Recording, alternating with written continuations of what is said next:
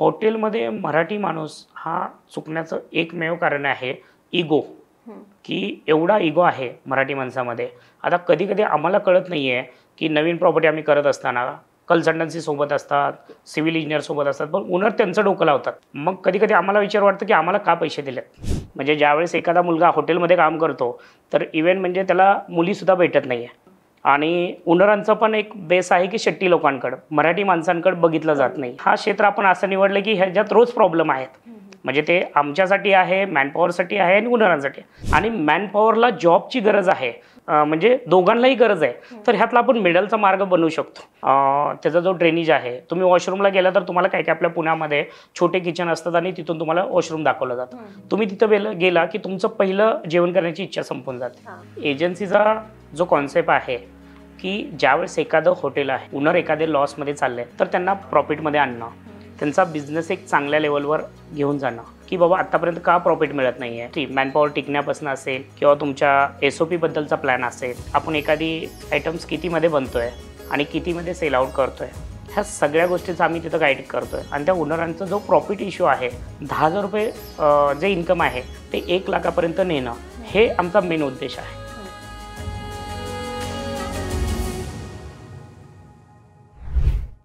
Hi hello नमस्कार मंडळी, मी Preeti. Unseen मराठीच्या नव्या कोऱ्या पॉडकास्टमध्ये आपल्या सर्वांचं स्वागत आहे. हॉटेल आणि हॉस्पिटॅलिटी क्षेत्रातील एक अग्रगण्य नाव म्हणजे एडी ब्रदर्स. एडी ब्रदर्स ही hotel and hospitality management manpower consulting agency आहे. थोडक्यात सांगायचं झालं तर एडी ब्रदर्स ही एजन्सी नवीन बिझनेसमनला हॉटेल उभं करण्यासाठी लागणारी प्रत्येक गोष्ट प्रोव्हाइड करते. उदाहरणार्थ, हॉटेल कुठल्या एरियामध्ये असलं पाहिजे, हॉटेलसाठी इंटिरियर डिझायनिंग कसं असलं पाहिजे, हॉटेलमध्ये कुठला मेन्यू असला पाहिजे, हॉटेलचं किचन कसं असलं पाहिजे, आणि सगळ्यात महत्त्वाचं म्हणजे हॉटेलसाठी लागणारा स्टाफ एजन्सी थ्रू प्रोव्हाइड केला जातो. आणि आणखी काय काय सुविधा आपल्याला एजन्सीकडून पुरवल्या जातात, याच विषयावर आज आपण सविस्तर चर्चा करणार आहोत. या विषयावर मार्गदर्शन करण्यासाठी आज आपल्या सोबत आहेत एडी ब्रदर्स एजन्सीचे कन्सल्टंट अजिंक्य धांदोरे सर. सर, सर्वात आधी अनसीन मराठीच्या पॉडकास्टमध्ये आपलं स्वागत आहे. सर, गेली 12 वर्षापासून तुम्ही ह्या क्षेत्रात कार्यरत आहात. तर हे क्षेत्र निवडण्यामागचा तुमचा हेतू काय होता आणि तेव्हापासून आत्तापर्यंतचा प्रवास कसा होता? नमस्ते सर्वांना. मॅडम, आता आमच्या ह्या कंपनीला 12 वर्ष होत आले. ज्यावेळेस आम्ही ह्या क्षेत्रामध्ये पहिला आम्ही जॉब म्हणून काम केलेलं आहे. जॉब केल्यानंतर बऱ्याच वेळेस आम्हाला असं जाणवलं की हॉटेल ओनरांसाठी पण काही गोष्टी त्रासदायक आहेत, जो मॅनपॉवर हॉटेल इंडस्ट्रीमध्ये खूप कमी आहे. आणि काही वेळेस अशा गोष्टी जाणवल्या की मॅनपॉवरला ज्या पद्धतीने पुढे जाण्याचा एक टर्निंग पॉईंट पाहिजे. कारण की आपल्या इंडियामध्ये मॅनेजमेंट करणं सहजासहजी हॉटेल इंडस्ट्रीकडे बघण्याचा दृष्टिकोन खूप वेगळा आहे. म्हणजे ज्यावेळेस एखादा मुलगा हॉटेलमध्ये काम करतो तर इव्हेन म्हणजे त्याला मुलीसुद्धा भेटत नाही आहे. हे रिअल फॅक्ट आहे. म्हणजे आजच्या जनरेशनमध्ये थोडं चेंज झालं आहे. पण ज्यावेळेस आम्ही एक 15 वर्षापूर्वी जर हा काळ बघितला, इव्हेन मी ज्यावेळेस काम करत होतो तर पहिली गोष्ट माझ्या घरातून मला विरोध होता की हॉटेलमध्ये काम करू नको. मग त्यावेळेस लक्षात आलं की मॅनेजमेंट डिप्लोमा करण्यासाठी खूप प्रोफेशनल मुलं लागतात. आणि मिडल जे आहेत, ज्यांची एज्युकेशन 10वी 12वी संपते, जे मिडल एक गरीब घरातून आलेले आहेत, त्या मुलांसाठी IT हाच एक ऑप्शन आहे. म्हणजे एक छोट्या गॅरेजमध्ये वगैरे काम करणं, IT सेक्टर हा खूप मोठा पार्ट झाला. पण मग नंतर लक्षात आलं की आपण ह्या क्षेत्रामध्ये काहीतरी वेगळे पण करावं. आणि त्यावेळेस आपल्या डोक्यात आलं की आपण ठीक आहे, आत्ता जॉब करतोय आणि मुलांच्या छोट्या छोट्या अडचणी पाहिल्या. काही वेळेस आम्ही काम करत होतो तर आम्हाला जेवण चांगलं मिळत नव्हतं, बऱ्यापैकी रूमच्या सुविधा चांगल्या नव्हत्या. आम्ही बॉम्बेमध्ये काम करत असल्यामुळे तिथे खूप गोष्टीला आम्हाला फेस करावं लागला. आणि महाराष्ट्रीयन मॅनपॉवर खूप कमी आहे इंडस्ट्रीमध्ये.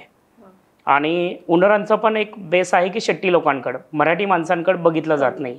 मग त्यावेळेस कुठंतरी मनाला एक खंत जाणवले की आपल्या महाराष्ट्रामध्ये आपण काम करतोय, इन्व्हेस्टमेंटसाठी ओनर आहेत, जागा त्यांची आहे, हे सर्व महाराष्ट्रीयन आहेत. पण बिझनेसमध्ये म्हणजे बघितलं तर क्षेत्र शेट्टी लोकांचं हे मेंटॅलिटी सेट आहे. हॉटेल टाकायचं म्हणलं तर मग असं का होतंय, हे कुठंतरी मनाला एक खंत वाटले. आणि त्यावेळेस मी बराच गॅप करून मी गावी गेलो होतो. आणि गावी गेल्यानंतर माझं एक छोटं हॉटेल होतं, एक फास्ट फूड एक नाश्ता सेंटर हॉटेल होतं. नाश्ता सेंटर हॉटेल असल्यामुळे मी तिथे नंतर मी माझा जॉब सोडला, ते हॉटेल कंटिन्यू पुढे रन केलं. रन केल्यानंतर एक वेळेस माझे एक मित्र होते. आम्ही दोघांनी एक मूव्हीला गेलो होतो आणि आमचा थोडं फॅमिली बॅकग्राऊंड एकदम झिरो असल्यामुळे मला त्यावेळेस असं जाणवलं की माझे भाऊ काम करतात, माझे वडील काम करतात आणि एवढ्या उत्पन्नामध्ये आपलं चालणं खूप अशक्य आहे. बरं, भाऊ आणि वडील दुसरं काही काम करू शकत नाही आहेत. बरं, मी काहीतरी वेगळं काम करावं. आणि त्याच केसमध्ये आम्ही गेलो होतो मूव्ही बघायला. पिक्चरला गेल्यानंतर माझे जे फ्रेंड आहेत ते केटरिंगमध्ये काम करत होते आणि ते पण पोलीस भरती वगैरे ह्या गोष्टीला ट्राय करत होते आणि त्यांचंही खूप वर्ष असं चाललं होतं की आता लग्न करायचं आहे आणि त्याला पण काही ऑप्शन नव्हता. माझी थोडी बिकट परिस्थिती होती.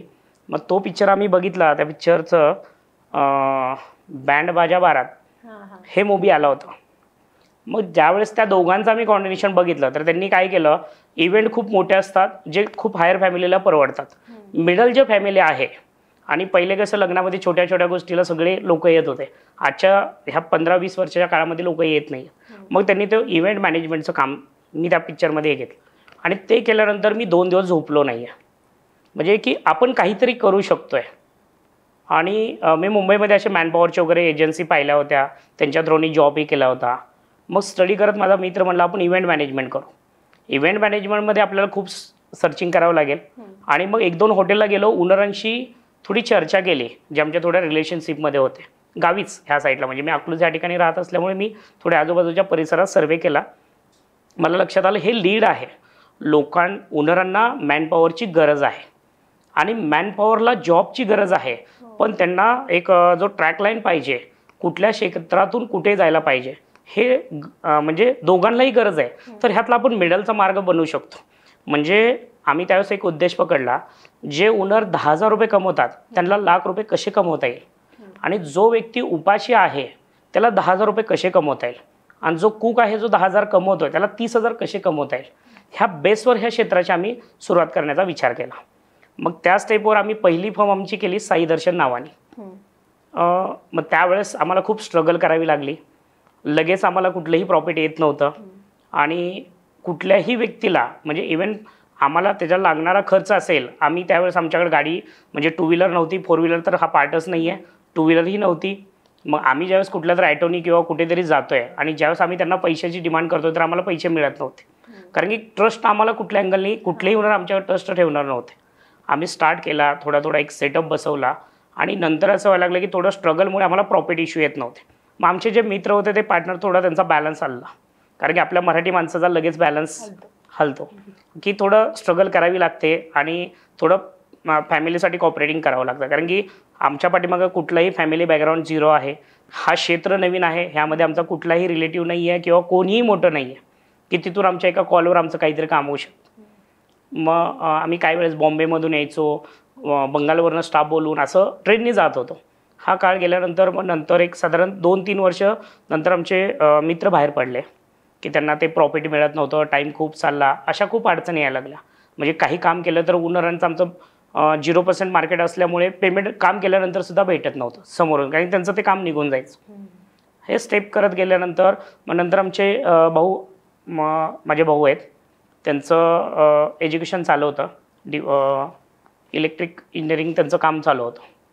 त्यावेळेस मग आमच्या दोघांची अशी चर्चा झाली की तुम्ही इलेक्ट्रिक इंजिनिअरिंग केल्यानंतर जॉब कुठे तर सर्चिंग करणार आहात, मलाही गरज आहे, तुम्हालाही गरज आहे, मग आपण जॉब मागण्यापेक्षा जॉब देणारे होऊ शकतो.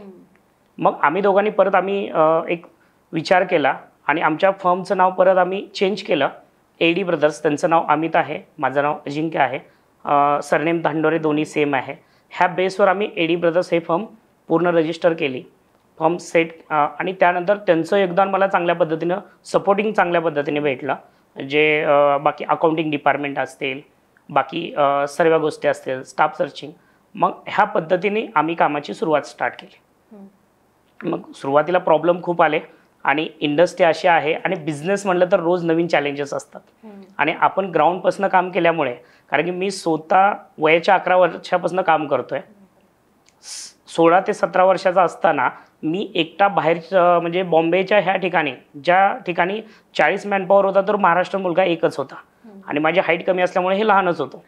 त्यामुळे ह्या गोष्टीला सुरुवातीपासून सवय लागलेली स्ट्रगल करायची आणि हा क्षेत्र आपण असं निवडलं की ह्याच्यात रोज प्रॉब्लेम आहेत. म्हणजे ते आमच्यासाठी आहे, मॅनपॉवरसाठी आहे आणि ओनरांसाठी आणि आत्ता ह्या गोष्टी कंटिन्यू चालू आहेत. Take your business to the next level ही तुमच्या एजन्सीची टॅगलाईन आहे. तर एजन्सीचा कॉन्सेप्ट नक्की काय आहे? एजन्सीचा जो कॉन्सेप्ट आहे की ज्यावेळेस एखादं हॉटेल आहे किंवा कुठलंही छोटं रेस्टॉरंट आहे, ओनर एखादे लॉसमध्ये चालले तर त्यांना प्रॉफिटमध्ये आणणं, त्यांचा बिझनेस एक चांगल्या लेवलवर घेऊन जाणं.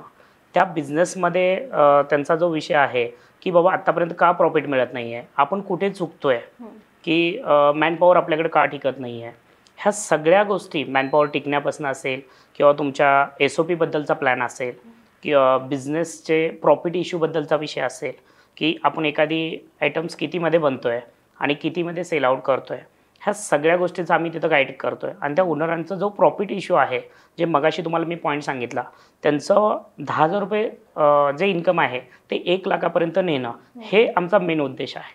म्हणजे ते टॅगलाईनचा हाच मेन हेतू आहे.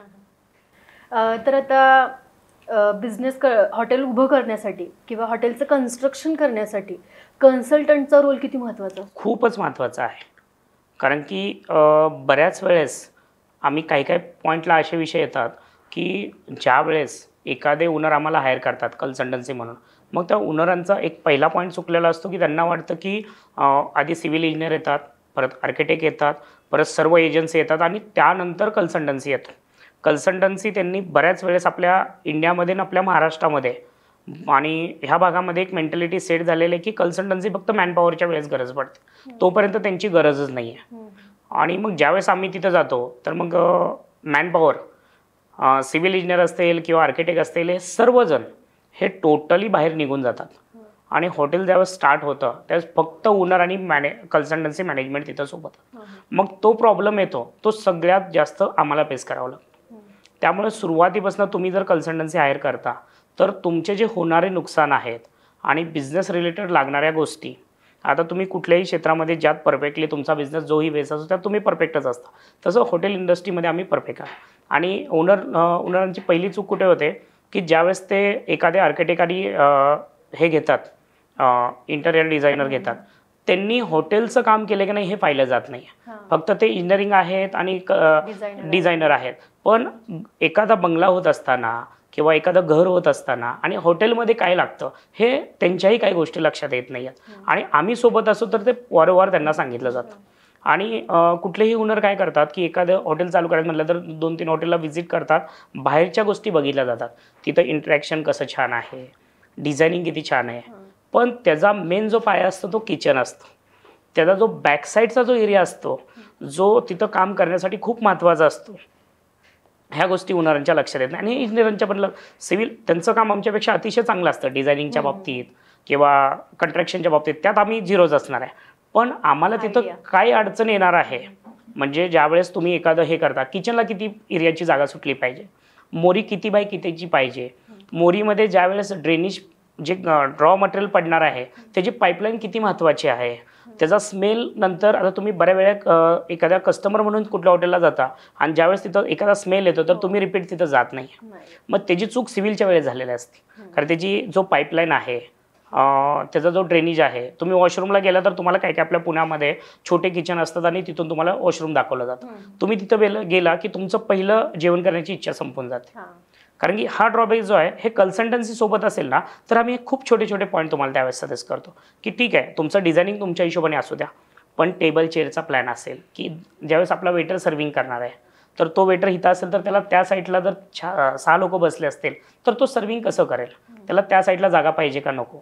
हा जो छोटा छोटा पॉईंट्स आहे, ज्यावेळेस तो ट्रे घेऊन येतोय तर त्याचा ट्रे ठेवून तो सर्विंग कसं करू शकेल, की ह्या ज्या गोष्टी आहेत कन्सल्टन्सी सोबत असेल ना तर सिव्हिल इंजिनियर, आर्किटेक्ट आणि कन्सल्टन्सी हे तिघं सोबत असेल ना तर त्या प्रॉपर्टीचं खूप चांगल्या पद्धतीने प्लॅन होतं. हे आपल्या रेस्टॉरंट रिलेटेडचा विषय झाला. त्यानंतरचा जो तुमचा रूम प्रॉपर्टीचा विषय येतो, रूम प्रॉपर्टीमध्ये पण आम्ही काही प्रॉपर्टी असे होते की आमचं खूप लेट एंट्री होते. मग तिथं फर्निचर खूप हेवी झालेलं असतं किंवा बेडची साईज चुकली जाते. कारण तुम्ही फक्त कस्टमर म्हणून दुसऱ्या हॉटेलला गेलेला असता, तुम्ही तिथली तेवढंच पाहिलेलं असतं, पण त्याला जे होणारी अडचण असते हे तुम्ही ओनर झाल्याशिवाय तुम्हाला कळत नाही. मग आम्ही वर्षामध्ये 10 हॉटेल तर आमच्या हातातून गेलेले असतात. मग त्यामुळे काही काही ठिकाणी आमच्याकडे चूक झालेली असेल, मग ते आम्ही नेक्स्ट पॉईंट नेक्स्ट हॉटेलमध्ये चेंज करतो. त्यामुळे आमची सुरुवातीपासून असणं खूप गरजेचं आहे. आणि काही ओनरांचा एक दुसरा विषय होतो, सुरुवातीला आम्ही नसेल तर त्यांनी तोपर्यंत त्यांचा मेनूही फायनल केलेला असतो. आपल्या इथं नॉनव्हेजच करायचं आहे, आपल्या इथं व्हेजच करायचं आहे, तोपर्यंत आमच्या घरात महालक्ष्मी नाव आहे, मग महालक्ष्मी टाकायचं. कारण की हे आपली इमोशनल अटॅचमेंट बिझनेसमध्ये चालत नाही. त्याला आपल्याला मार्केट सर्वे खूप महत्त्वाचा आहे. मग आम्ही सुरुवातीला गेलो तर आमची 3 टीम काम करते. एक टीम आहे ते आमच्या ऑफिसमधून मॅनपॉवर हायर करण्याचं काम करते. एक टीम आहे तो आमचा एरिया सर्वे करतो. त्या एरियामध्ये कुठल्या कॅटेगरीचा क्राऊड राहतो. काही ठिकाणी असं होतं की यंग क्राऊड तिथं आहे, एजेड क्राऊड नाही आहे. काही ठिकाणी असं होतं की एक क्राऊड सगळा बाहेर शिकायला गेला आहे, मग तिथं सगळा मिडल क्राऊड आहे, वाईफ आणि हस्बंड दोघंही जॉबला जातात. मग आपल्याकडे कुठला क्राऊड येऊ शकेल, एजेड क्राऊड आहे. बरं तिथं जैन मारवाडी क्राऊड राहतो आहे का, तिथं नॉनव्हेज लोक आहेत. त्याबरोबर आजूबाजूला कोण आहे. मग हे आमची दुसरी टीम काम करत असते सर्वे, की रेस्टॉरंट किती आहेत, रूम प्रॉपर्टी किती आहेत, बरं इथं बँकेट हॉल चालेल का नाही, रूम प्रॉपर्टीची खरंच गरज आहे का नाही आहे, रिसॉर्ट कन्सेप्ट करावं का फक्त स्टेट कंट्रॅक्शन करावं. ह्या सगळ्या गोष्टीचा आम्ही त्यांना ॲडवाईस देतो. आणि मग त्यांचं जे होणारं नुकसान आहे, जे हॉटेल चालू झाल्यानंतर जे 6 महिने ओनर टेन्शनमध्ये असतात, एवढे पैसे लावून आम्ही प्रॉफिटमध्ये नाही आहे, एवढे हे करून सुद्धा आम्हाला प्लस पॉईंट नाही आहे, मग हे त्यांचे खूप वाचले जातात. फक्त कन्सल्टन्सी फी द्यावी लागते म्हणून बरेच जण ओनर सुरुवातीला म्हणतात इंजिनियर घेतलेत, आर्किटेक्ट घेतलेत, मग आता कन्सल्टन्सी आपण सेवेटला घेऊ. मग नंतर आम्ही आलो की म्हणतो सर हे भिंत काढा, हे इथून पाईपलाईन तोडा. मग ते जे पैसे आहेत ते त्यांचे व्यर्थ जातात. आता बऱ्याच वेळेस आम्हाला किती ठिकाणी अनुभव आला आहे की तंदूर भट्टीची साईज असते 4 फूट आणि किचनमधला डोर केलेला असतो 3 फुटाचा. ते तंदूर भट्टी आत कशी जाणार हे सुद्धा त्यांना आयडिया नसते. मग त्याला ड्रेनेज एरिया गरजेचा आहे का नाही, आतमध्ये क्लिनिंग रात्री रोजच्या रोज हायजिनिक कसं मेंटेन होईल. आता तुम्ही बऱ्याच हॉटेलला गेला तर किचनमध्ये तुम्हाला एंट्री देत नाही. त्याचं रिझन असतं कारण की ते सुरुवातीचा प्लॅन चुकला जातो. प्लॅन चुकल्यामुळे नंतर हायजिनिक मेंटेन राहत नाही. आणि आम्ही त्या गोष्टीला खूप बारकाईने बघतो. आम्हाला माहिती आहे की ग्लास खूप छान तुम्ही बसवणार, मॅटिंग खूप छान टाकणार, ह्या बाबतीत आम्हाला ओनरांचा आणि आर्किटेक्टबद्दल डाऊटच नसतो. कारण ते त्यांचा म्हणजे बघण्याचा दृष्टिकोन असतो. पण ह्या छोट्या गोष्टी आहेत ना, हे खूप म्हणजे बॅकअप पॉईंट आहे. आणि आमची त्यामुळे सुरुवातीला कन्सल्टन्सी हे प्रत्येक ओनरांनी घेतली पाहिजे. मग ते आमच्या कंपनीकडनं घ्या, ऑदर कुठूनही घ्या, पण कन्सल्टन्सी चांगल्या कॅटेगरीची पाहिजे. म्हणजे कोणीही उठलंय आणि तो कन्सल्टन्सी करतोय, त्याला स्वतःला अनुभव नाही तर ते घेतले तर शेवटी ओनरांचा तोच विषय होतोय, मग घेऊनही त्यांचा लॉस आहे. त्यामुळं आम्ही असेल किंवा ऑदर कोणी पण चांगल्या कॅटेगरीची कन्सल्टन्सी असेल. आता तुम्ही जे म्हटलात की हॉटेलला नाव देताना इमोशनल होऊन नाव देऊ नये, तर म्हणजे हॉटेलला कुठलं नाव द्यावं हे पण तुम्ही ठरवता? हो. कारण की ते कसं ठरवलं जातं? तेच की त्या एरियामध्ये कुठल्या कॅटेगरीचे, आता आपल्यामध्ये एक 3 ते 4 प्रकारचा क्राऊड असतो. तिथं येणारा लोकांची, काही लोक इमोशनल अटॅचमेंट असतात, म्हणजे की बाबा इथं भावनिक देवस्थानाचा क्राऊड आहे, मग त्याला अटॅच होणारा क्राऊड असेल. दुसरी गोष्ट की तुमच्या एखाद्या छोटं नाव पाहिजे, वेज रेस्टॉरंट असेल, खुशी असेल, कांचन असेल किंवा ओम असेल, म्हणजे ते छोटं नाव असावं, एक स्मॉल, की जेणेकरून माइंडमध्ये राहील. ज्यावेळेस तुम्ही खूप मोठं नाव घेता ते माइंडमध्ये राहत नाही. आता एखादं कॅफे आहे तर कॅफेला यंग क्राऊड येणार आहे, जो कॉलेज रिलेटेड आहे, आजूबाजूला कॉलेज एरिया आहे, मग तो थोडं हँगआउट असेल, ब्रिटिश बेक असेल, म्हणजे असं एक स्टँडर्ड नाव असं की मग तो आम्ही तिथं विचार करतो की रिसॉर्ट कन्सेप्ट करतोय तर इथं येणारा क्राऊड, आजूबाजूचा परिसर कुठला आहे, आपल्याकडे येणाऱ्या लोकांची लगेच अटॅचमेंट होऊ शकेल. फास्ट फूड करत असताना पण की आज बऱ्यापैकी फास्ट फूड लोक म्हणले की लोक मुलांसाठी इग्नोर करतात, ते फूड बरोबर नाही, भले ते पिझ्झा खातील पण फास्ट फूड नाव दिलं तर लोकांना ते वेगळं वाटतं. मग त्याला आम्ही एक वेगळं की फूड मॉल आहे, फूड जंक्शन आहे. मग हे छोट्या छोट्या गोष्टी आम्ही तिथं, म्हणजे नेम पूर्ण त्यांनी सांगितलं आमच्या घरात असे 5 नाव आहेत, मग तो घेतो. आमच्याकडले काही नाव सजेस्ट करतो. आता एखादा तडका म्हणून फेमस करायचा, मग आपली नॉनव्हेजची काही स्पेशलिटी असणार आहे, जसं मराठा नाव दिलं तर मग एक थोडं बाबा एक रानटी नाव असेल तर मग त्या पद्धतीने आपली डिश कुठली फेमस होणार आहे.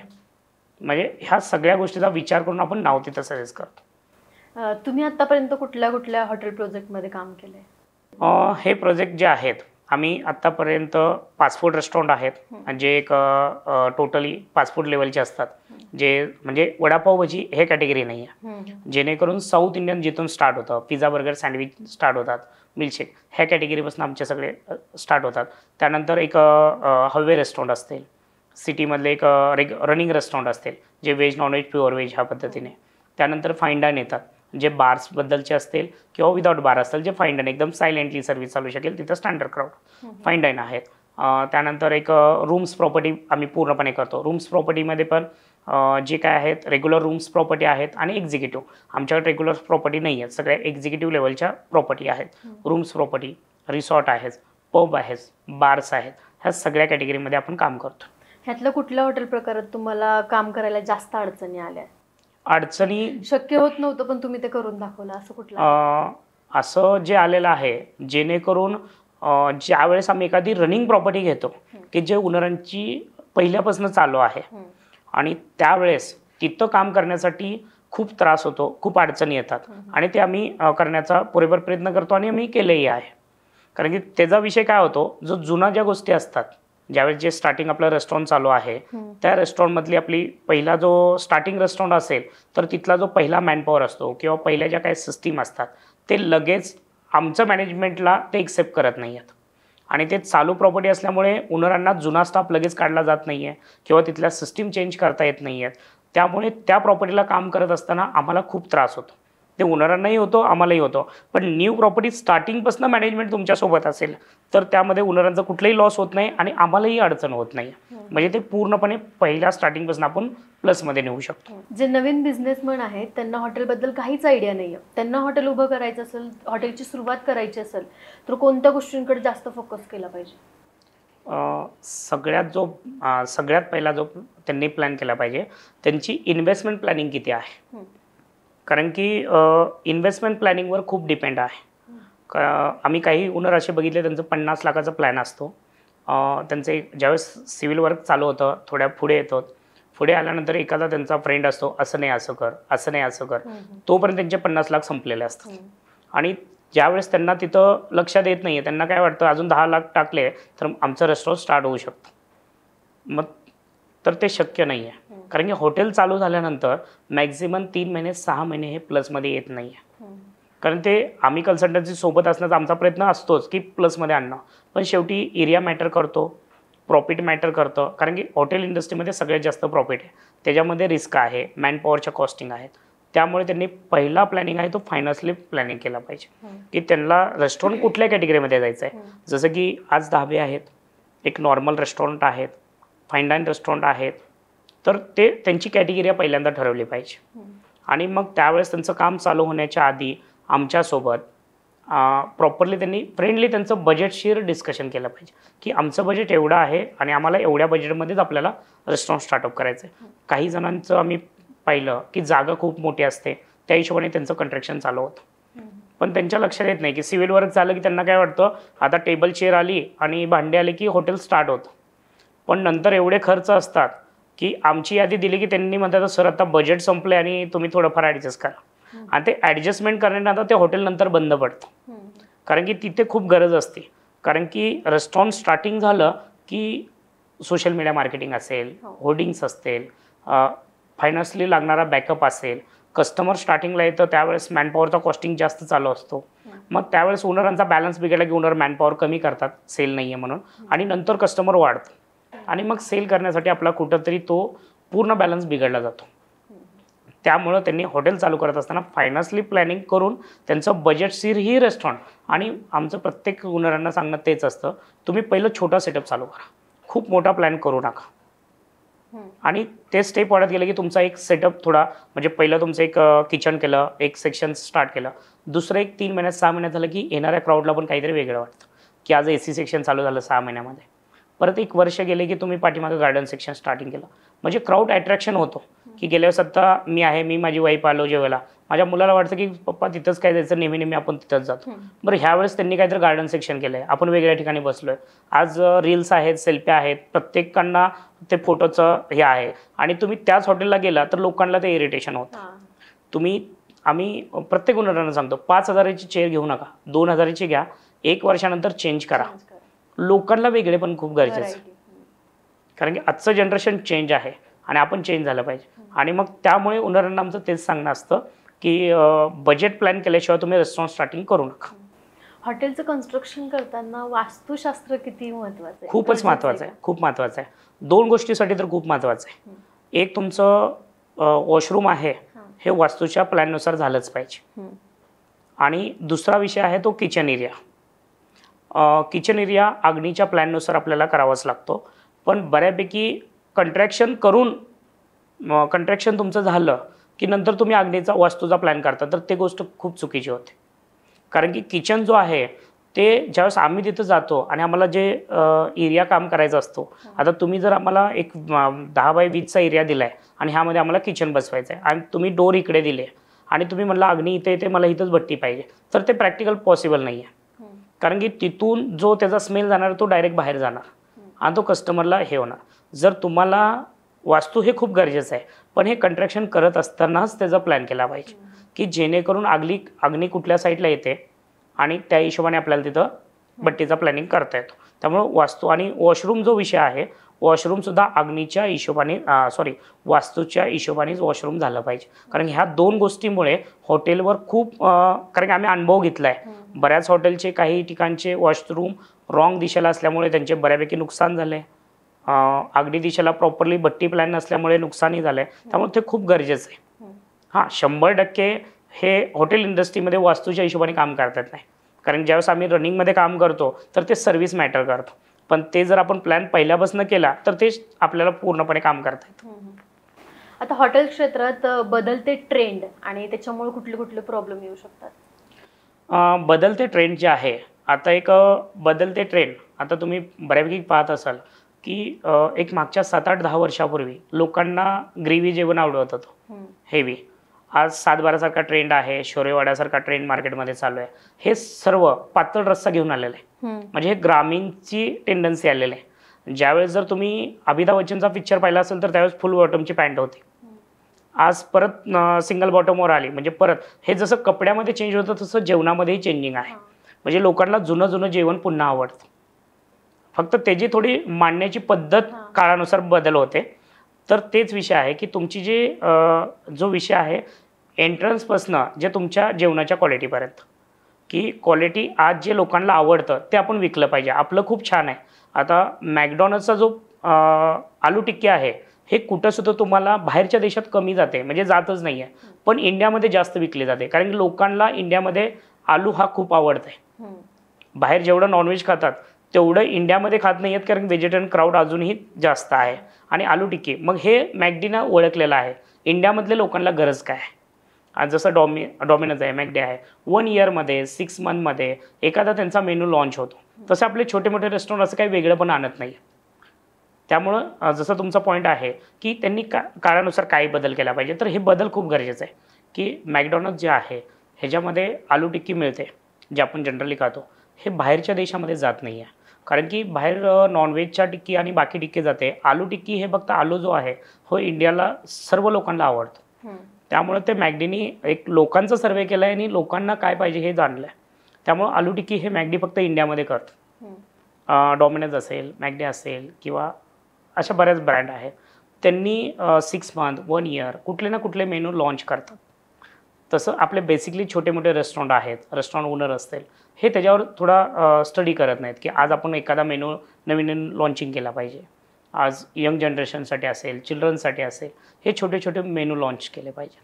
आपलं इंटरियर डिझायनिंग असेल किंवा ते खूप चांगलं फिट न करता थोडेफार मुवेबल असावं.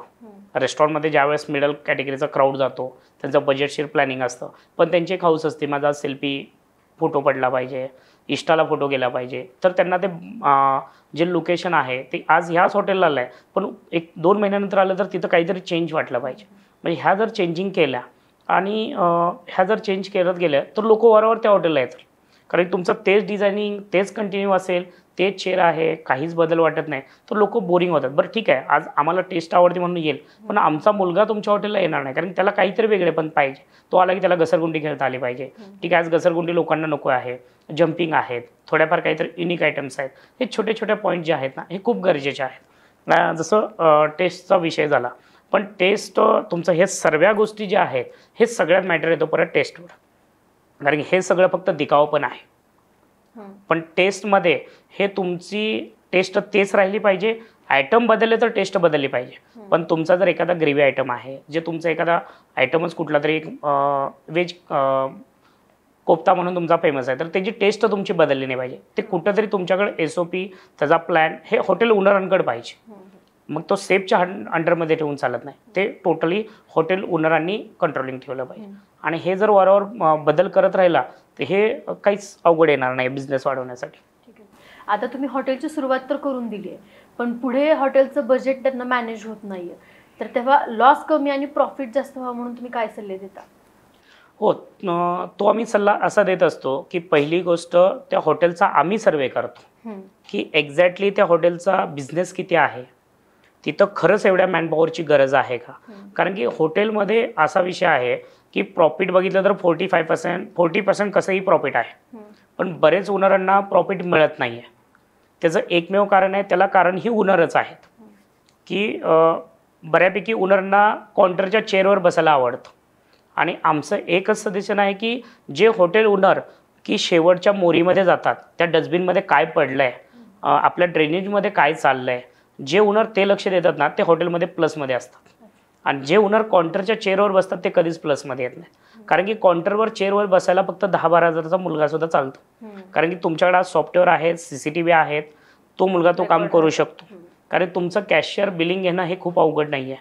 पण तुमचा तिथं कोण झोल करत असेल तर ते तुम्हाला रिपोर्ट करणार आहे. आतमध्ये तुमचं नुकसान होत असेल तर ते कोणालाच करणार नाही.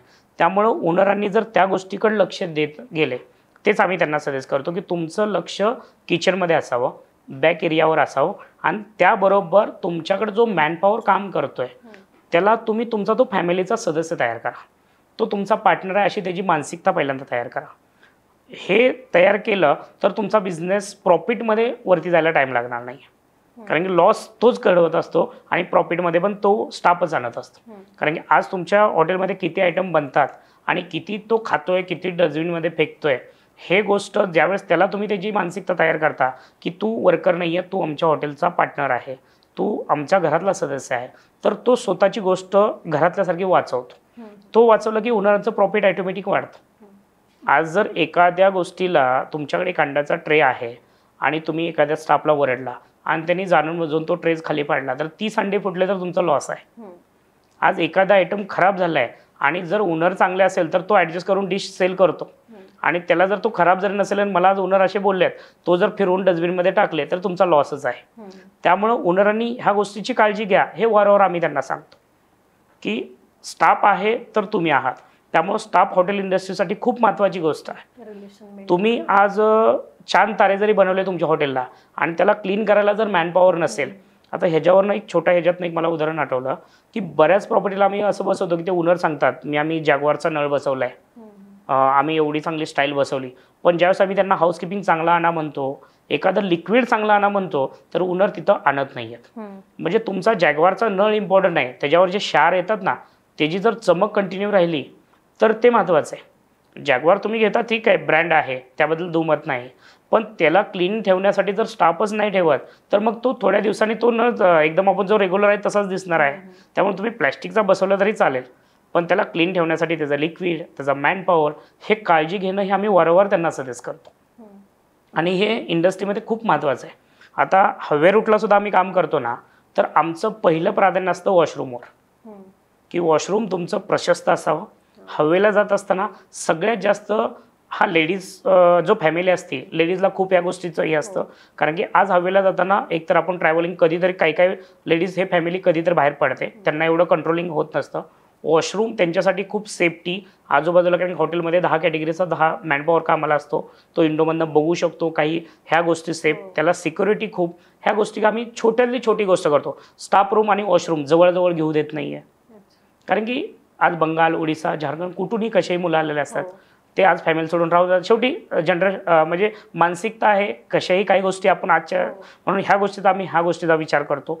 वॉशरूम तिथून लांब घ्यायला ओनरांना, म्हणजे काही ठिकाणी तर असं झालं की ओनरांचे आमचे त्याच्यासाठी खूप टाईम व्यर्थ गेले किंवा कचकच झाली. पण आम्हाला माहिती आहे की स्टाफ रूम आणि वॉशरूम जवळ असल्यानंतर काय प्रॉब्लेम क्रिएट होऊ शकतं. मग त्याच्यावर आम्ही काळजी घेतो. त्याच्या स्टाईल असेल, त्याच्या क्लिनिक्स असेल, ह्याच्यावर आमचं जास्त फोकस असतं. आणि मग ह्या छोट्या छोट्या गोष्टीवर आम्ही त्यांना वारंवार काळजी घ्यायला होतो. मग त्यांचा लॉस जाण्याचा प्रमाण कमी होतो. आणि जे कॉस्टिंगचा फॉर्मॅट असतो, जो त्यांचं व्हेजिटेबल किती जातं, डेअरी किती जाते, आज 1 लाखाचा सेल झाला तर गॅस टाकी किती गेली पाहिजे, ह्याच्यामध्ये मटेरियल तुमचं जास्त का चाललं आहे. जसं की आम्ही ज्यावेळेस आमच्या व्हिजिट होतात, आम्ही एक स्टार्टिंगला त्यांना कुठल्याही ओनरांना एक फॉर्मॅट बनवून दिला जातो की जसं तुमचा जो पॉईंट आहे की लॉसमध्ये न जाता प्रॉफिट त्यांचं वाढलं पाहिजे. म्हणजे त्या हॉटेलचा बिझनेस किती आहे, त्याला प्रत्येक व्हेजिटेबल किती लागतं, गॅससाठी, अशा बरेच काही छोटे असतात कोळशाच्या रिलेटेड. ह्या सगळ्या गोष्टीचा आम्ही एक फॉर्मॅट बनवून देतो. मग ते फॉर्मॅट कंटिन्यू ओनरांनी पुढे फॉलोअप करायचं असतं. आणि ज्यावेळेस आमच्या व्हिजिट होतात मंथलीमध्ये, त्याचा आम्ही क्रॉस व्हेरीफाय करतो की बाबा आपण कुठे गोष्टी आपल्या चुकत आहेत, ते त्यांना आम्ही सजेशन करतो की सर आपण ह्या गोष्टीमुळे लॉसमध्ये चाललो आहे, आपल्याला ह्या गोष्टीमध्ये कुठे तर कमतरता आणायची आहे, ह्या गोष्टीवर आपण जर काम केलं तर आपण प्रॉफिटमध्ये येऊ शकतो. आणि शेवटी हॉटेल बिझनेस असं आहे, हे सुरुवातीला लॉस हे 100% आहेच, कारण की प्रॉफिट ह्या बाकीच्या बिझनेसपेक्षा तुम्हाला हॉटेल इंडस्ट्री जास्त प्रॉफिट देते, त्यामुळे लॉस असणं हे स्वाभाविक आहे. पण लॉस तुमची सहन करण्याची कॅपॅसिटी पाहिजे. मी पहिल्या मुद्द्यामध्येही सांगितलं की त्यांचा फायनान्शियली प्लॅनिंग का गरजेचं आहे, तर हॉटेल चालू झाल्यानंतर लॉस आल्यानंतर त्यांची ते बॅलन्स ठेवता आला पाहिजे. कारण की बरेच ओनर तिथं बॅलन्स हल्ला की हॉटेल बंद पडतं आणि प्रॉफिट येण्यासाठी वेट आणि वॉच करावा लागतो. हां ठीक आहे, बिझनेस चांगला आहे, सगळ्या गोष्टी चांगल्या आहेत आणि तरीही प्रॉफिट येत नाही आहे. आता बरेच आम्ही 1-2 प्रॉपर्टी अशाही केल्या की ते त्यांच्या लेवलला मॅनेजमेंट करत होते.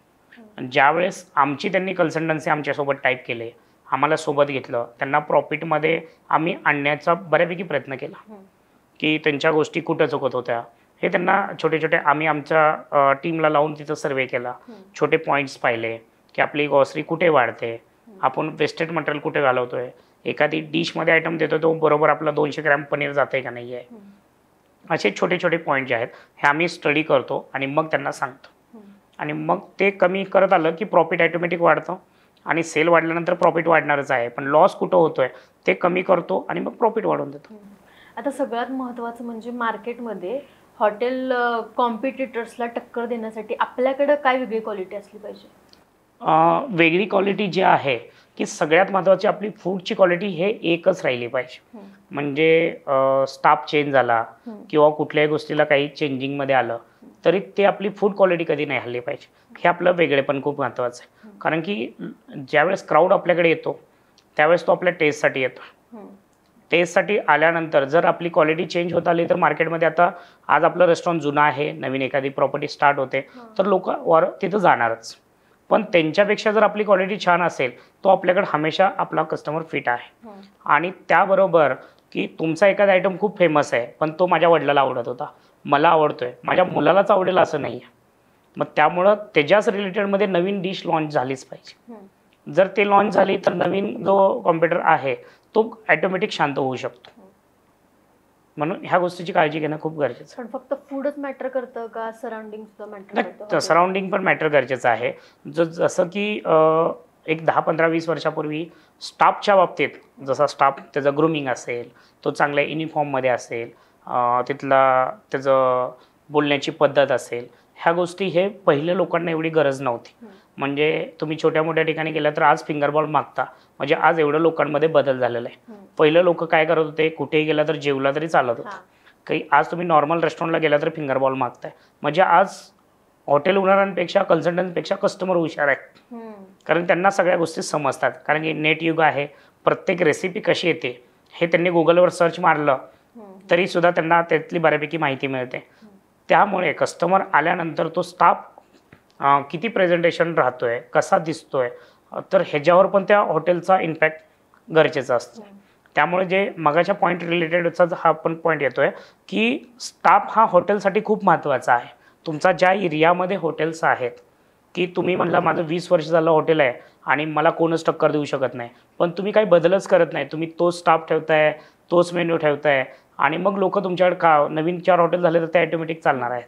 मग त्याला जर तुम्हाला वरती द्यायचं नसेल आणि तुमचा बिझनेस अजून ग्रोथला घ्यायचा असेल तर क्वालिटी बरोबर, तुमचं हायजिनिक, चांगल्या कॅटेगरीचा स्टाफ, लोकांचे फीडबॅक आणि सगळ्यात मुद्दा बऱ्याच जुन्या ओनरांचा जो प्रॉब्लेम काय येतो की नाही क्वालिटी आमची चांगलीच आहे, ठीक आहे आपल्याला खूप छान वाटते, पण जर एखादा कस्टमर 10 वेळा कंप्लेंट करतोय की जर आपण त्यामध्ये बदलही केला पाहिजे, त्याच्यावर आपल्या पूर्ण टीमला डिस्कशन करणं हे खूप गरजेचं आहे. म्हणजे हे स्वतः ओनर करू शकत नाही आहे. त्यासाठी मॅनेजमेंटची खूप गरज असते. कारण की ओनर हे फक्त पैसे लावू शकतात, पण हे ज्या गोष्टी प्रॅक्टिकल ज्या लेवलच्या गोष्टी असतात, की हॉटेलमध्ये 3 पार्टनर असतात.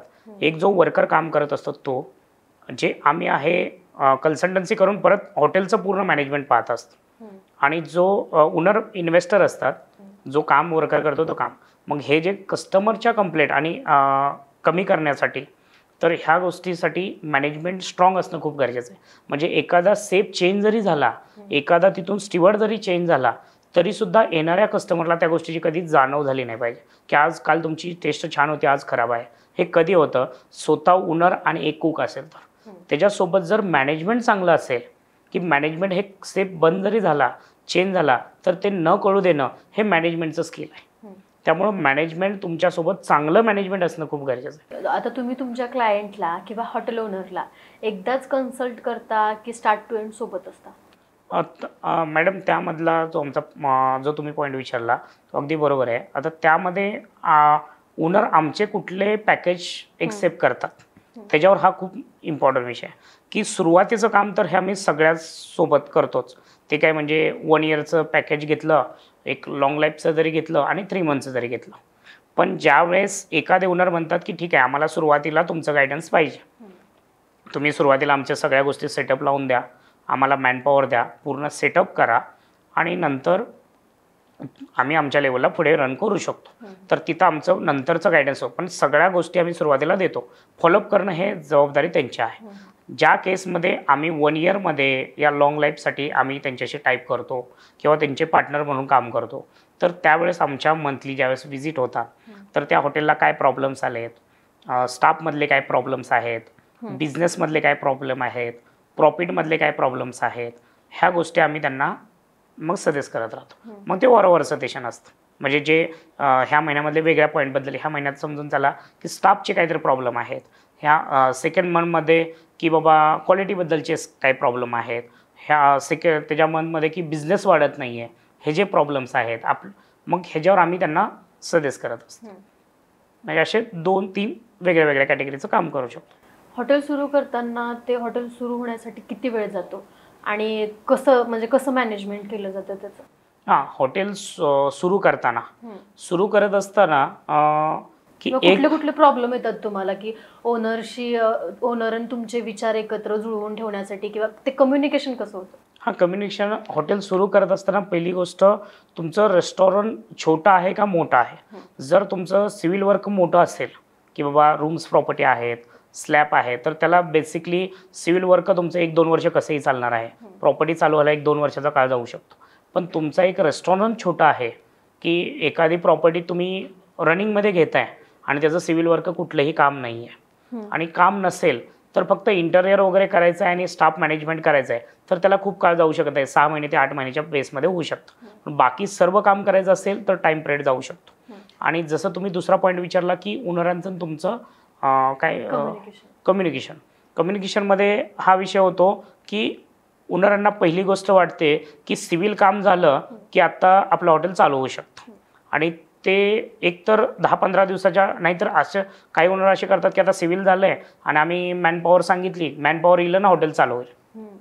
मग त्या पिरियडमध्ये एक ओनर चुकतात की त्यांना लक्षात येत नाही आहे की सगळं काम प्रॉपरली झाल्याशिवाय आपण मॅनपॉवर बोलवू शकत नाही. कारण की आतले छोटे छोटे काम जे आहेत त्याला खूप टाईम पिरियड जातो. कारण छोट्या छोट्या कामाला जे डिझायनिंग काम असतं त्याला खूप टाईम जातो, आणि त्याच्यामध्ये ओनरांचं आमचं कम्युनिकेशन बसत नाही आहे, तिथं कुठेतरी त्रास होतो. आणि काही दुसऱ्या कॅटेगरीचे ओनर असतात की जे सगळं पूर्ण काम करतात, की इव्हन की आता त्यांना वाटतं स्टाफ म्हणजे की उद्या आपण गेलो दुकानातनं घेऊन आलो आणि चालू होऊ शकतं. तिथेही आम्हाला त्रास होतो की आम्हाला तो टाईम पिरियड लागतो, की आम्ही तुमच्यासोबत सुरुवातीपासून असेल किंवा नसेल, पण एक साधारण 3 महिने 2 महिने स्टाफ अरेंज करण्यासाठी तुमच्या रेस्टॉरंटची कॅटेगरी स्टार कॅटेगरीचं रेस्टॉरंट आहे का, फाईन डाईन रेस्टॉरंट आहे का, की बाबा थोडं बेसिकली आहे, किंवा तुमचं एक फास्ट फूड आहे किंवा धाबा आहे, ह्या कॅटेगरीचा कुठल्या कॅटेगरीचा मॅनपॉवर तुमच्याकडे लागेल, की मी एका स्टार कॅटेगरीचा स्टाफ आणला आणि तुमचा जर एखादा बेसिकली रेस्टॉरंट असेल तो टिकणार नाही, किंवा तुमचं हॉटेलच खूप चांगलं आहे तर लो कॅटेगरीचा स्टाफ तिथं कसं आणणार. म्हणजे ह्या सगळ्या गोष्टीसाठी आमच्या दोघांचा तिथेही जास्त प्रॉब्लेम येतो. त्यांच्या ते लक्षात येत नाही की त्यांनी काहीतरी आज आमच्या घरातलं ह्याचा बड्डे आहे आणि आम्हाला ह्या तारखेला हॉटेल चालू करायचं आहे, पण त्याचं सगळं प्रॉपर काम झालं आहे का नाही आहे. की आम्हाला मास्टर ओपनिंग आम्ही करतो आधी. मास्टर ओपनिंगमध्ये त्यांनी काय आता आम्ही रूम प्रॉपर्टी काय काय बघतो की ओनर म्हणतात नाही आमचं सगळंच काम संपलं आहे, पण एक्झॅक्टली ज्यावेळेस तुम्ही सगळी प्रॉपर्टी रन करता ना, ते जे पाण्याचं लिकेज कुठं व्हायला लागले का, दुसरी गोष्ट त्याचं प्रॉपरली कुठं AC चं पाणी लिकेज होतं आहे का, वॉशरूममध्ये काय अडचण आहेत का, हे सगळं जे आहे ना तुमचं सगळं काम संपल्यावर आम्हाला तिथं मास्टर ओपनिंग म्हणून 5-6 दिवस ह्या गोष्टी सगळ्या सर्वे कराव्या लागतात. लीप लॉक होते का, ह्या गोष्टीसाठी टाईम पिरियड खूप गरजेचं आहे आणि बऱ्यापैकी तिथं दिला जात नाही आहे. आणि तिथंच आमचं म्हणजे सुरुवातीचंच मॅनेजमेंट डिस्टर्ब होऊन जातं आणि आमचंही गुडविल खराब होतं त्यांच्याबरोबर. आता तुम्ही हॉटेल ओनरला मार्गदर्शन करताय, तुम्ही सोबत आहे, तरी सुद्धा हॉटेलमध्ये लॉस होत असेल तर ह्यात चूक कोणाची आणि त्याच्यावर तुम्ही काय सोल्युशन द्याल? नाही, त्याच्यामध्ये लॉस होऊ शकतं असं म्हणू शकत नाही की आम्ही सोबत आहे म्हणून लॉस जाऊ शकत नाही. मग त्याच्यात तो पहिली सुरुवातीचा असतं की तो एकतर डिसिजन कुठं आहे की तो एरिया कुठला आहे. म्हणजे त्या लोकेशनला जर तुमची तिथं गाडीच जात नसेल, तुम्ही ते लोकेशनच रॉंग निवडलं असेल आणि तुम्ही मेनू तिथं डिसाईडच केला असेल तर, आणि क्राऊडच तिथं येत नसेल तर त्याला लॉस मॅनेजमेंट काहीच करू शकत नाही. क्राऊड येत असेल आणि रिपीट नसेल येत तर त्याची चुकी मॅनेजमेंटची. कारण की तिथं चांगली क्वालिटी मिळत नसेल, चांगली सर्व्हिस नाही आहे, हायजिनिक मेंटेन नाही, चांगल्या कॅटेगरीचा स्टाफ नाही आहे, तर त्याला जबाबदार मॅनेजमेंट आहे. पण जर क्राऊडच तिथं येत नाही आहे तर ते लोकेशनची चुकी आहे.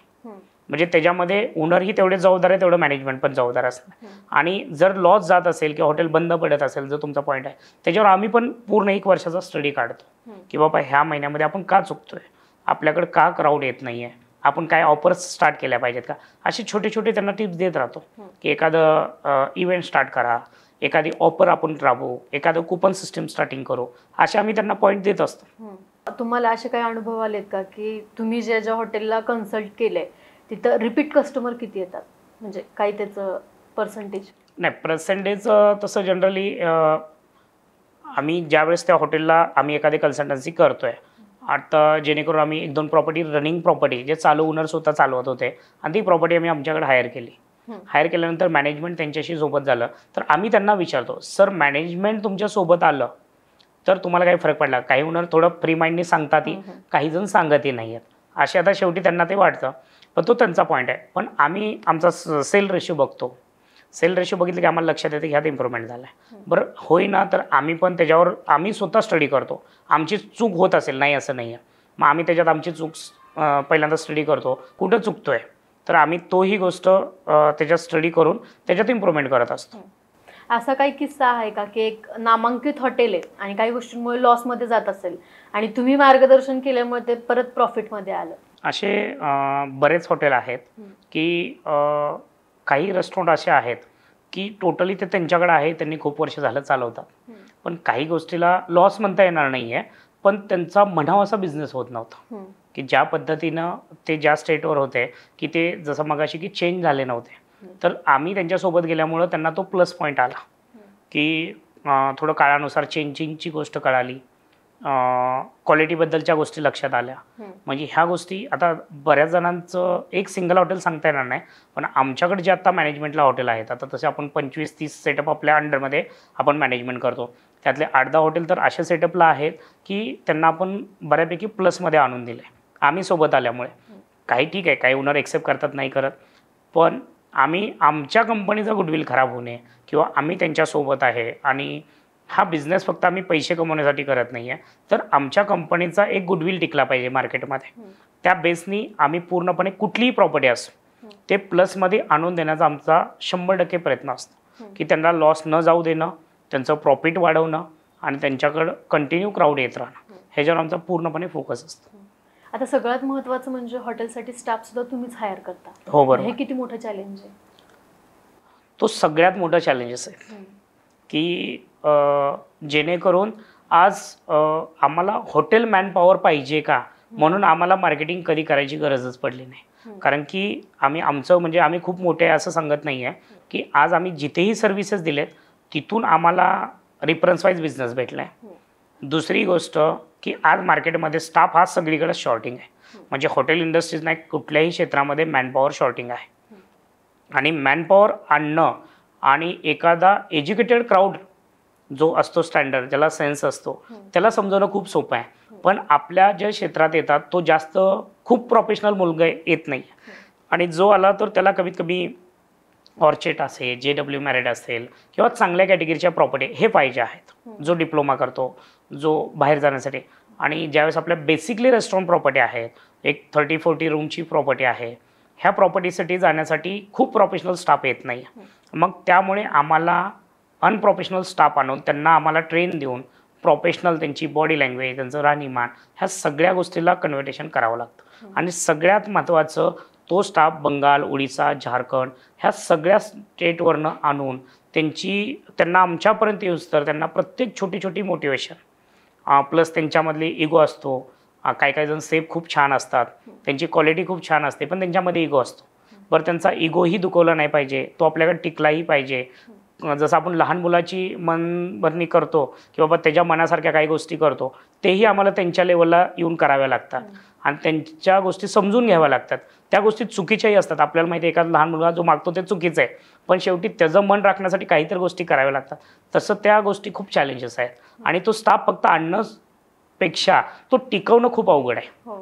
कारण की त्या केसमध्ये ग्राउंडवर आम्ही नसतो, हॉटेल मालक असतात, तिथले कोण ग्राउंडचे त्यांच्याकडले कोण मॅनेजर असतात, त्यांच्याकडनं बोलचाल व्यवस्थित होत नाही आहे, त्यांच्याकडनं त्यांना वर्तणूक चांगली मिळत नाही आहे.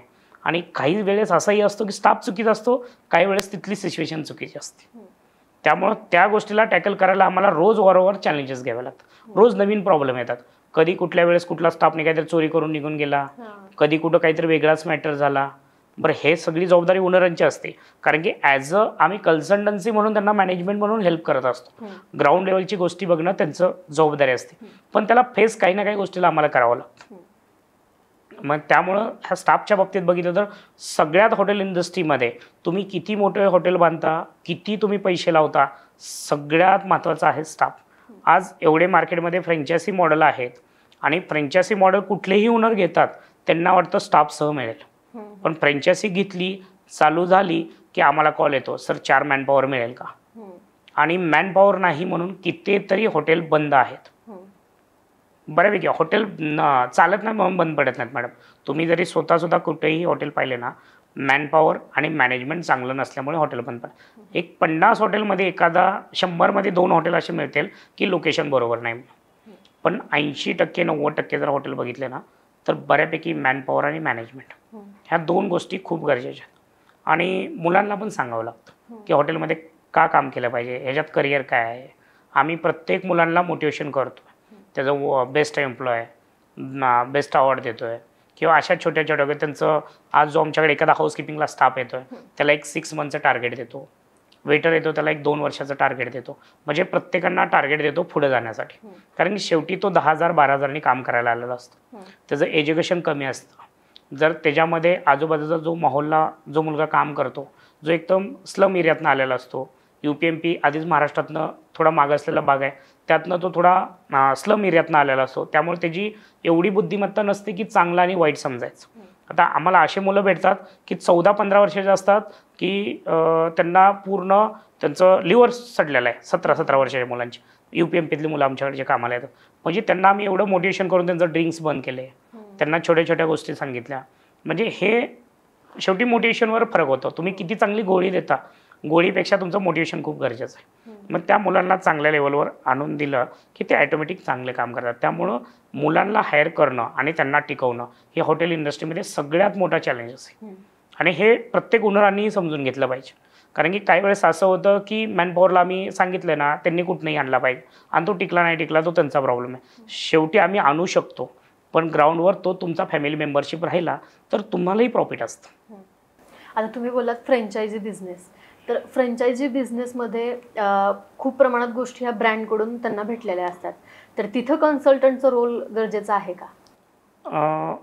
आता तुम्ही फ्रँचायझी कुठल्या कॅटेगरीची घेता त्याच्यावर खूप महत्त्वाचा विषय आहे. कारण की ज्यावेळेस एखादी छोटी फ्रँचायझी घेतली जाते, कारण त्या फ्रँचायझीचा मॉडेल किती स्ट्रॉंग आहे त्याच्यावर ते डिपेंड आहे. जर तुमचं तिथं छोटे मोठे एखादी फ्रँचायसी आली तुम्हाला दिली, आता नवीन ओनरांना आयडियाज नसते की फ्रँचायसी आपण का घेतो. पहिली गोष्ट ओनरांना असं वाटतं फ्रँचायसी घेतलं की आमचं टेन्शन जातं, पण असं होत नाही आहे. कारण फ्रँचायसी घेतली तर फ्रँचायसी तुम्हाला फक्त फ्रँचायसी देणार आहे. हॉटेल शेवटी तुम्हालाच चालवायचं आहे. हॉटेल चालवण्यासाठी तुमचं लक्ष असणं गरजेचं आहे आणि मॅनपॉवर तुमच्याकडे असणं गरजेचं आहे. तुमच्याकडे मॅनपॉवर नसतो आणि फ्रँचायसीकडे मॅनपॉवर नसतो. मॅनपॉवरसाठी परत तुम्ही कन्सल्टन्सीकडे येता. बरं, कन्सल्टन्सी तिथं आली तर तुम्हाला परत ते फ्रँचायसी जे आहेत त्यांचं नॉलेज कमी असल्यामुळं ते तिन्ही गोष्टी जुळत नाही आहेत. मग ओनरांना बंद करण्याशिवाय पर्याय राहत नाही. जर ह्याच पद्धतीचं फ्रँचायसी चांगली असेल, स्ट्रॉंग आहे, त्यांचं SOP प्लॅनिंग चांगलं आहे, त्यांचं त्या पद्धतीचं ब्रँडिंग आहे, मार्केटमध्ये त्यांच्या नावावर बघून लोक येऊ शकतात, तर तुम्हाला कधी अडचण येत नाही. मॅनपॉवरसाठी मग आम्ही आहेच त्यावेळेस सपोर्टिंगला. मग फ्रँचायसीला पण चांगले पॉईंट आमचे कळतात, आम्हाला त्यांचे पॉईंट कळतात, आम्हा दोघांना पण बिझनेस मिळतो, आम्ही दोघं पुढे जाऊ शकतो. आज आम्ही विठ्ठल कामत असेल, शुगर अँड स्पाइस असतील, अशा बऱ्यापैकी फ्रँचायसी सोबत केलेलं आहे. आता छोटे मोठे जसं की काही कॅपेचे आहेत, काय आहेत, त्यावेळेस आम्ही थोडं इग्नोराईज करतो. कारण की तिथं पहिलाच प्लॅनिंग चुकलेला असतो. फ्रँचायसी ओनर आमच्याकडे कधी येतात, ज्यावेळेस त्यांचं एकदम बंद होत चाललं, मॅनपॉवर भेटना, की अशा वेळेस आम्हाला ते हे करतात आणि त्यावेळेस आम्ही त्यांची हेल्प करू शकत नाही. कारण की त्यांचं जो देण्याचं फायनान्स देण्याचा त्यांचा आता कॅपॅसिटी संपलेली असते. मग ते आम्ही त्यांना आलो की ते म्हणतात ॲडजस्टमेंट करा, आणि त्यामुळे ते बऱ्यापैकी हॉटेल बंद पडतात. त्यामुळे फ्रँचायसीसुद्धा घेत असताना तुम्ही कुठली फ्रँचायसी घेताय आणि फ्रँचायसी घेत असताना मॅनपॉवरचा विचार करून फ्रँचायसी घेतली पाहिजे. कुणीही उठून आता हॉटेल व्यवसाय तर करू शकत नाही, त्याला पण काहीतरी कॅटेगरीज आहेत. तर हॉटेल व्यवसाय नेमका कुणी करावा? हॉटेल व्यवसाय 2 कॅटेगरीच्या लोकांनी केला पाहिजे. एक जो आहे प्रॉपरली इन्व्हेस्टमेंट तर केली पाहिजे आणि त्याबरोबर आमच्यासारखे एक्सपिरियन्स सोबत घेतले पाहिजे. कारण की तिथं जो आहे त्यांनी इन्व्हेस्टमेंट केली, मागाचा जसं पॉईंट सांगितला, जो तिथलं पूर्ण मॅनेजमेंट आहे, प्रॉफिटमध्ये आणणं, त्यांना लॉस न जाऊ देणं, हे आम्ही करू शकतो. कारण ते त्यांच्याकडे टाईम पिरियड कमी आहे. आणि दुसरे जे ओनर आहेत ते त्यांनी की जर त्यांचं बजेट कमी आहे, एक छोट्या प्रॉपर्टी आहे, पण ते स्वतः ग्राउंडवर काम करणार आहे, तर त्यांनी आम्हाला सोबत घेतलं पाहिजे. मग त्यात जे आमचं दुसरं प्रपोजल आहे, जी बाबा ठीक आहे प्रत्येक महिन्याला आम्हाला कंटिन्यू प्रॉपर्टी देऊ शकत नाही आहेत किंवा आमचा प्रॉपर्टी इश्यू कमी देऊ शकतात, पण आमच्याकडनं मॅनपॉवर आयडियाज घेऊ शकतात, पण ते स्वतः ग्राउंडवर काम केलं पाहिजे. ग्राउंडवर म्हणजे काय, की जेणेकरून पर्चेसिंग पार्टवर त्यांचं कंट्रोलिंग पाहिजे किंवा आतल्या बॅकसाईडच्या एरियावर कंट्रोलिंग पाहिजे. ह्या गोष्टीवर त्या ओनरांनी ते काम केलं पाहिजे. म्हणजे दोन्ही ठिकाणी आमची गरज आहे. फक्त ज्या ठिकाणी ओनर इन्व्हेस्टमेंटचं प्रमाण जास्त आहे आणि ते ओनरांकडे थोडाही टाईम नाही आहे, तर ते ओनरांची हे गोष्टीवर अजिबात टाईम पिरियड नसतो. त्यामुळे त्याला 100% त्या प्रॉपर्टीवर आम्ही टाईम देतो. आणि जे दुसरे ओनर आहेत ज्यांच्याकडे पैशाची अर्थ कमी आहे आणि टाईम पिरियड त्यांच्याकडे आहे, तर त्या ठिकाणी आमचा 50% टाईम असेल. म्हणजे दोघांनाही आमचं चांगल्या पद्धतीचं गायडन्स असेल आणि ह्या दोघांनी काम केलं पाहिजे. आणि जे फक्त की जसं की मगाशी हे तुम्हाला ते बोलायचा पॉईंट राहून गेला की एक 2-4 लाख रुपये आहेत, माझ्याकडे पैसे पडून आहेत आणि एखाद्या भावाला हॉटेल टाकून दिलं आहे आणि तो बघेल, अशा मानसिकतेत बरेच आज छोटे मोठे हॉटेल स्टार्ट होतात. पण पहिली गोष्ट, आज त्याच्यामध्ये आपण त्या कुठल्याही व्यक्तीला दोष देऊ शकत नाही. त्याला आपलं प्रशासन आणि त्याला तेवढंच कारणीभूत आहे. कारण की आज मार्केटमधला जर विचार केला तर गव्हर्नमेंट जॉब नाही आहेत, बाकीच्या ठिकाणी जॉब नाही आहेत. मग एखाद्या मुलाला काय व्यवसाय करायचा किंवा काय करायचं हे कन्फ्युजन असतं. मग आज एखादं केक शॉपसारख्या फ्रँचायसी आहेत, छोट्या मोठ्या फ्रँचायसी आहेत, मग ते तुम्ही फ्रँचायसीसोबत टाईप केलं तर त्यांना काय वाटतं, रेडी मटेरियल घ्यायचं आहे, रेडी मटेरियल सेल आउट करायचं आहे. मग ह्या केसनी बरेच जण त्या क्षेत्रामध्ये स्टार्टिंग करायला सुरुवात करतात आणि त्यांच्यामध्ये कधी त्यांनी घरातली एखादी गोष्ट इकडली तिकडे केलेली नसती, ते त्यांच्यामध्ये सेन्स नसतो. आणि हे सेन्स नसल्यामुळे काय होतं की ते ह्या क्षेत्रामध्ये, हॉटेल क्षेत्रामध्ये इथं काम करावंच लागतं. तुम्ही घरातले किती मोठ्या, तुमच्याकडे प्रॉपर्टी किती आहे, हे 0% राहतं. कारण तिथं येणारा प्रत्येक भिकारीसुद्धा हा तुमचा कस्टमर आहे आणि त्याला सेवा देणं हे तुमचं काम आहे. मग हे जे व्यक्ती करू शकत नाही त्यांनी हॉटेल क्षेत्र करू नये. कारण तुम्ही दुसरं एखादं मेडिकल स्टोअर शटर ओपन करून बसू शकता, पण ह्या क्षेत्रामध्ये तुम्हाला कबशी उचलता आली पाहिजे, टेबलवर कपडा मारता आला पाहिजे, हे गोष्ट तुम्ही केली पाहिजे. आणि ज्याच्यामध्ये ते बघायचंच नाही, फक्त पैसे लावून साईडला थांबायचं आहे, तर त्यांनी ते आम्हाला हँडओव्हर करावं. मग ते दोन्हीही लॉसमध्ये जाऊ शकत नाही. आणि सध्या ओव्हरऑल व्यवसायात मराठी माणूस माग आहे, तर हॉटेल बिझनेसमध्ये मराठी माणूस कुठं चुकतोय? हॉटेलमध्ये मराठी माणूस हा चुकण्याचं एकमेव कारण आहे इगो. की एवढा इगो आहे मराठी माणसामध्ये. आता कधी कधी आम्हाला कळत नाही आहे की नवीन प्रॉपर्टी आम्ही करत असताना कन्सल्टन्सी सोबत असतात, सिव्हिल इंजिनियर सोबत असतात, पण ओनर त्यांचं डोकं लावतात. मग कधी कधी आम्हाला विचार वाटतं की आम्हाला का पैसे दिलेत. जर तुम्ही आमच्यासोबत टाईप केलं आहे, हे आम्हाला एखादे इंजिनियर असतं त्यांनी 4 प्रॉपर्टी केलेल्या असतात, थोडं त्यांचं ऐकलं पाहिजे, किंवा कन्सल्टन्सी सोबत घ्यायचं तर त्यांचं ऐकलं पाहिजे. तर ओनर त्यावेळेस ऐकत नाही. ही तर मराठी माणसाची सगळ्यात जास्त चूक होते हॉटेल क्षेत्रात. आणि ओव्हरऑल सगळीकडे बघितलं तर सगळीकडेच इगो फॅक्टर अडतो. दुसरं डोक्यात येतं की परप्रांतीय बाहेरचा स्टाफ नको, कास्ट वाईज स्टाफ नको, अशी काही लोकांची मानसिकता आहे. आपण ओव्हरऑल म्हणता येत. पण आपल्याला आपण कुठल्याही क्षेत्रामध्ये बिझनेस करत असताना तर ह्या सगळ्या गोष्टीला आपल्याला सगळ्यांना हे घ्यावं लागेल, सोबत घ्यावं लागेल. आणि जो आपण कुठला स्टाफ घेत असेल किंवा कुठल्या गोष्टी काय घेत असेल तर त्यांच्यामध्ये आपुलकीपणा तयार केला पाहिजे. पण आपण काय करतो, मी मालक आहे, मला खूप समजतं, आणि मग दुसरं जर आता हॉटेल क्षेत्रात आलं तर ठीक आहे, आपण मराठी माणूस आहे ना, जागा माझी आहे, एखाद्या शेट्टीला बघून द्यायचं. पण हे असा विचार होत नाही की मराठी माणसाला जर आपण सोबत पार्टनरशिपला घेतलं तर आपला माणूस कुठेतरी पुढे जाऊ शकतो. म्हणजे ही गोष्ट विचार करण्यासारखी आहे. म्हणजे मराठी प्रत्येक उद्योजकांनी एकमेकाची विचाराची देवाणघेवाण केली पाहिजे. एक छोटे मोठे इव्हेंट हमेशा एकत्र आले पाहिजे आणि स्वतःमधलं नॉलेज शेअर केलं पाहिजे, दुसऱ्याचं ऐकूनही घेतलं पाहिजे. आणि त्याच्यावर जर आपण चर्चा करत राहिलो तर शेवटी देवाकडनं चूक होते, आपण तर माणूस आहे, प्रत्येक माणसाकडनं चूक होणं हे स्वाभाविक आहे. पण चूक होत असताना चूक दुरुस्त करणं खूप गरजेचं आहे. मग ते माझ्याकडनं होत असेल, तुमच्याकडनं होत असेल, हे कुणाकडनंही होत, पण आपण त्याच्यावर चर्चा केली पाहिजे.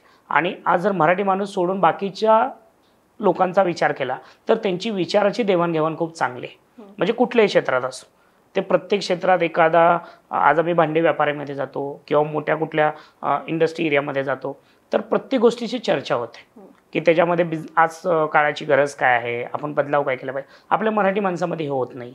म्हणून आपण बिझनेस क्षेत्रामध्ये खूप मागे पडत चाललो आहे. आता काही लोकांमध्ये त्याचा आणि हे खरंच सोशल मीडियाने काम केलं आहे. आज आपण म्हणतो की काही लोक म्हणतात की सोशल मीडियाने मुलं बिघडवले, पण हे जर आपण नाण्याची दुसरी बाजू बघितली तर आज छोटे छोटे उद्योजक मोठे झालेत, त्याला तेवढंच सोशल मीडियाचं काम चांगलं आहे.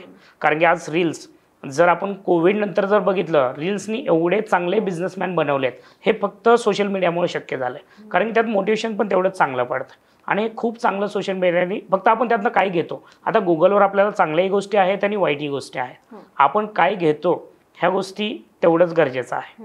आता आपण थोडंसं स्विच करूयात. एडी ब्रदर्समध्ये नावावरूनच कळतं की ब्रदर्स आहेत, त्यामुळं फक्त अजिंक्य सरच नाहीत तर त्यांच्या बंधूंचा सुद्धा या बिझनेसमध्ये तेवढाच वाटा आहे. आपण त्यांना इथं इन्व्हाइट करूयात.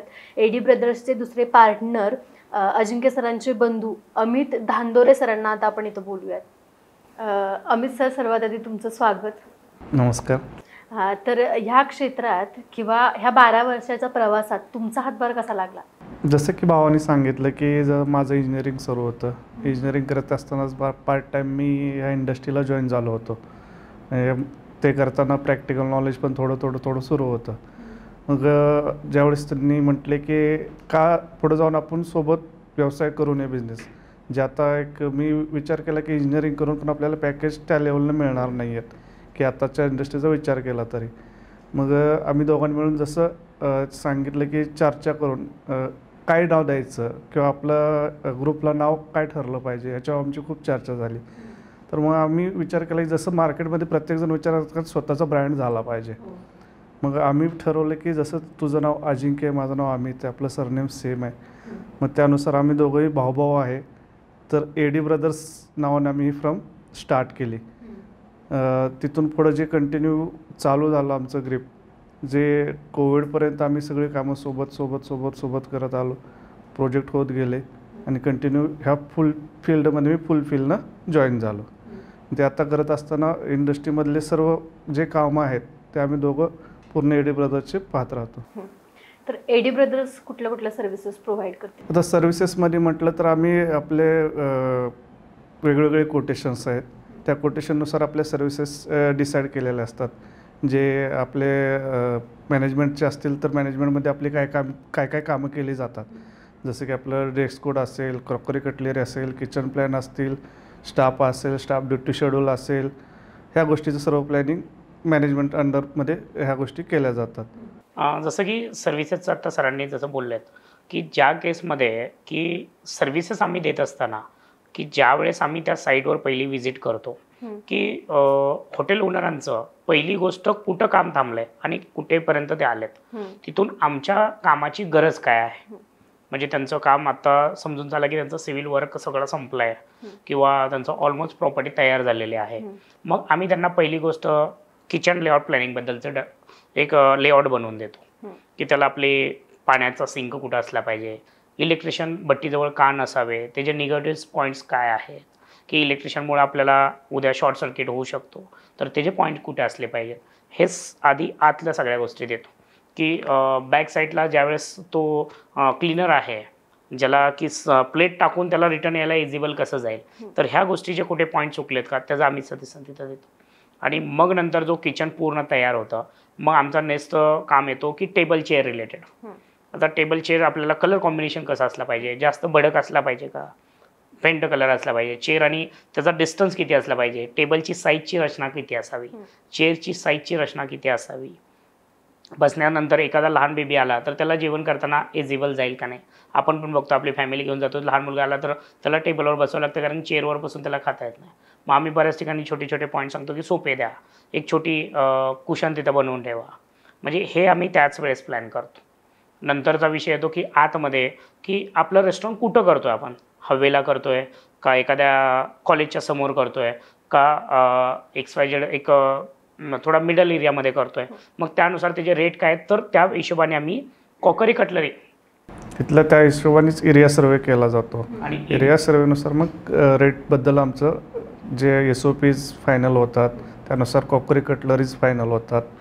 कॉकरी कटलरी जे घेतोय ते कॉकरी कटलरी त्याच्या साईज ते घेण्यासाठी आम्ही पर्चेसिंगला तिथं आमचं पर्चेसिंग आमच्या हिशोबाने करतो की ते साईज छोटे मोठे असावे जेणेकरून आपल्याला लॉस येणार नाही आहे आणि आपण त्याला मॅनेज करू शकतो. मग हे कॉकरी कटलरी पर्चेसिंग असेल. युनिफॉर्म घेत असताना आपल्या हॉटेलची कॅटेगरी ठरल्याशिवाय आम्ही युनिफॉर्म परचेस करत, त्याचं कलर कॉम्बिनेशन, त्याचं आपण लॉन्ड्री मेंटेन करू शकतो का नाही. की काही जण ओनरांचा प्रॉब्लेम काय होतो, नेटवर बघितलं जातो खूप स्टँडर्ड ब्लेझर वगैरे, पण जर त्या एरियामध्ये ACs नाही आहे त्या आपल्या रेस्टॉरंटमध्ये, आपण बो लावले ब्लेझर घेतला तर तो स्टाफ मेंटेन करू शकणार नाही, त्याचे पैसे व्यर्थ, ओनरांचं मन नाराज. मग तिथं तो काय मॅनेज होतो त्याचा आम्ही पूर्ण स्टडी करूनच कलर कॉम्बिनेशन असेल आणि ड्रेस कोड असेल ते लॉंग लाईफ मेंटेन होईल का ह्या गोष्टीचा विचार केला जातो. म्हणजे तिथं इव्हन डांबर गोळीच्या टूथपिकपासून आम्ही त्याचं वारंवार त्यांना छोट्या गोष्टीचं आहे. मग नंतर येतो मॅनपॉवर. मॅनपॉवर तिथं आला की मॅनपॉवर आम्ही पूर्ण हायर करतो. मॅनपॉवर तिथं आला की त्यांचं ब्रीफ देणं, त्यांचं डिश आपल्या एरियामध्ये ठीक आहे, एखादा विमाननगरमध्ये एखादी गोष्ट मिळते तेच जर बोसरीला किंवा आपल्या दायरीमध्ये दिली तर लोकांना एक्सेप्ट होत नाही कारण की एरियाची कॅटेगरी वेगळी आहे.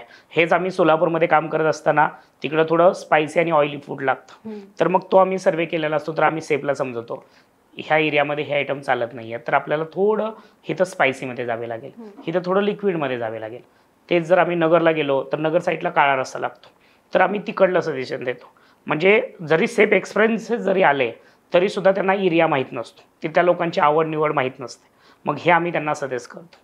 परत त्यांनी किती वाजता यायचं किती वाजता जायचं हे शेड्यूल असेल की ओनरांचं लॉस पण नाही झालं पाहिजे आणि स्टाफ पण नाराज नाही झाला पाहिजे, कारण स्टाफला त्याच्या कॅटेगरीवर ड्युटी बसवायची आहे.